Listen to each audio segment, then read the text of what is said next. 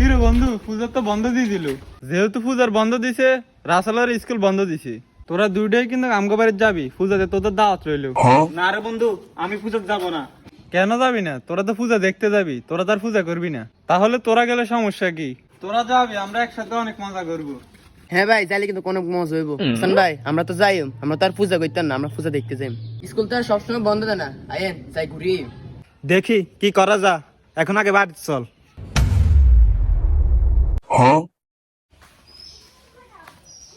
কি রে বন্ধু, কি অবস্থা? আলহামদুলিল্লাহ বন্ধু, আল্লাহর অশেষ রহমতে আমি অনেক ভালো আছি। তোর কি অবস্থা? আলহামদুলিল্লাহ বন্ধু, আমি ভালো আছি। নীল তো পূজার দাওয়াত দিছে, ভাবতেছি পূজার যামু। তুই কি বলস? আচ্ছা তোরা, আমি আগে একটা কথা কই, নীল তো আমাদের বন্ধু, আমাদের উৎসব ঈদুল আজহা নীলকে ওই সময় আসছিল। না, আসে নাই তো। আসে নাই কারণ আমরা আমাদের ঈদুল আজহাতে তাদের গুরুত্বপূর্ণ একটা পশুকে আমরা কোরবানি করি, এই কারণে মূলত তারা আসে নাই। বন্ধু, আমরা তো কোরবানিতে গরু জবা করি, ওরা তো গরুকে মা মানে। যেহেতু ওদের মাকে আমরা জবা করি, ওরা স্বাভাবিক হিসাব ওরা আসবে না।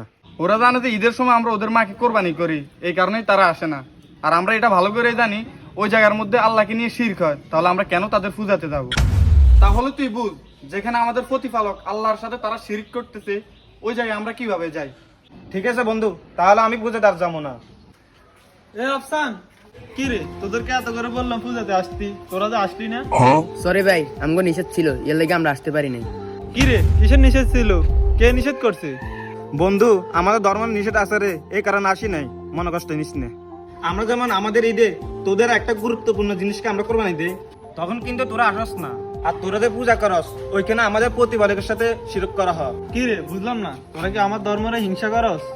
আরে না, আমার আল্লাহ বলছে কখনো কারো ধর্ম নিয়ে বাড়াবাড়ি না করতে। আর ভাই, আল্লাহ এটাও বলছে, লাকুম দীনুকুম ওয়ালিয়া দীন। আর তোমাদের ধর্ম তোমাদের, আর আমাদের ধর্ম আমাদের। ইসলামে এত সুন্দর কথা আছে, সুন্দরতা। আচ্ছা চল।